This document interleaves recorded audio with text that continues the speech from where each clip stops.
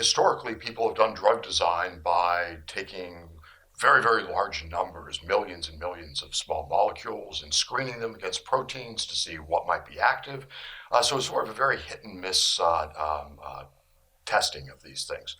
We use computational platforms, so we design and study the protein, the target, on computers. We model it a lot like an architect would set up a house on a drug design or these platforms, and we see exactly what type of drug best fits into it, and we save a lot of time and a lot of effort in being able to design drugs that way.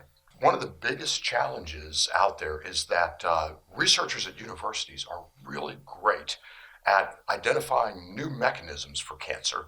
And in understanding the new mechanisms, they have identified these proteins, these targets that need to be blocked or inhibited, right?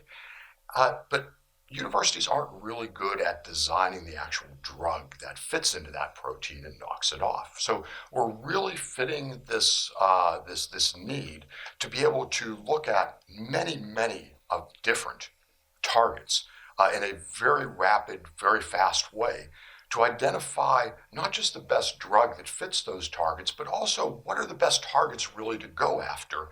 And by doing it rapidly with computers as opposed to very painfully slow and very expensively by wet chemistry, we're able to get to better drugs faster. It's really about getting cancer drugs that turn off cancer, but ideally also don't have the side effects that we associate with chemotherapy, right? And by designing drugs to fit into the protein in a very exacting way, those drugs also become very hard to hit anything else in our body. And so we're really focused on being able to come up with the best drugs with minimum impact. One of the really exciting things about NFCR is they understand that this very early stage where you're first trying to come up with a molecule is by far the hardest area to fund. The federal government does a really great job funding these mechanistic studies at universities, and venture capital does a really great job funding it once a molecule exists. But designing the molecule is an area where there's not a good source of funding. So our partnership with NFCR to design and develop that portfolio of molecules is really exciting.